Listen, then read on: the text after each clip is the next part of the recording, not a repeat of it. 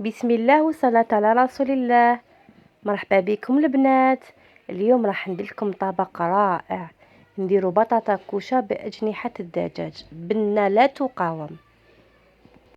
بالنسبة للمقادير، هنا عندي قطع من الدجاج، عندي أجنحة، هنا غسلتهم بيان سور بالماء والملح، وهنا شرحتهم بالموس باش تدخل لي لا ماريناد.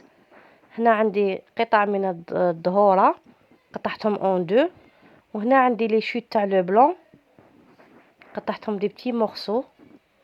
هنا عندي شرائح من البطاطا تكون بيان سور خضراء، مرق الدجاج، سنينات توم، واحدة فرomاج دو ريجيم، لا موتارد، عصير الليمون، ملح.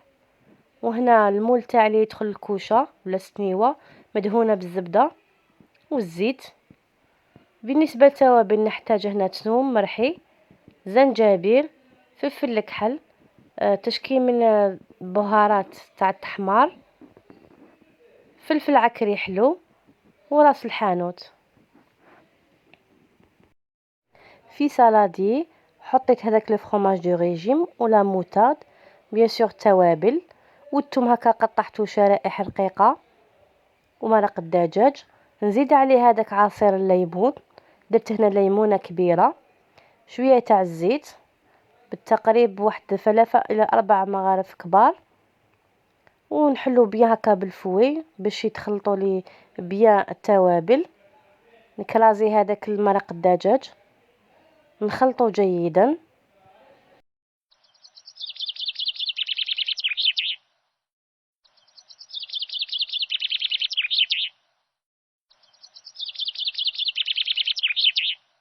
نحكم هذاك الدجاج تاعي ونحطه في هذيك لا ماريناد، وندخلو بيان بيديا بيسك شلحته من قبل باش تدخل هذيك لا ماريناد بيان في الدجاج وتجي بنين هكذا قطعه بقطعه حتى نكمل كاع.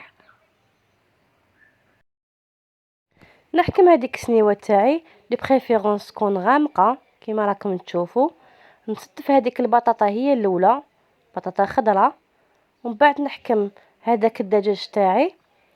الدجاج اللي فيه العظم هذاك الظهر هو الاول نحطه، وهذاك لو بلون لي شوت هذوك نحطهم هما من الفوقه كيما راكم تشوفوا في الصوره هكذا، نستفهم بيان.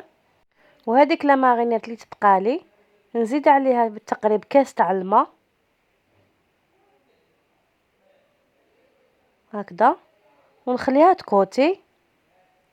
وهذاك الخليط تاعي تاع السنيوه نغطيه ونخليه يريح على الاقل ساعتين. بعد ما ارتاحت لي، انا قلت لكم على الاقل ساعتين، انا درتها الصباح وخليتها ارتاحت نهار كامل، وراح نديرها للعشاء ان شاء الله. بالنسبه لهذاك اللي قلت لكم لا ماريناد اللي بقات زدت عليها الماء، نديرها هكا في الكوتي، نغطي بها الدجاج هكذا.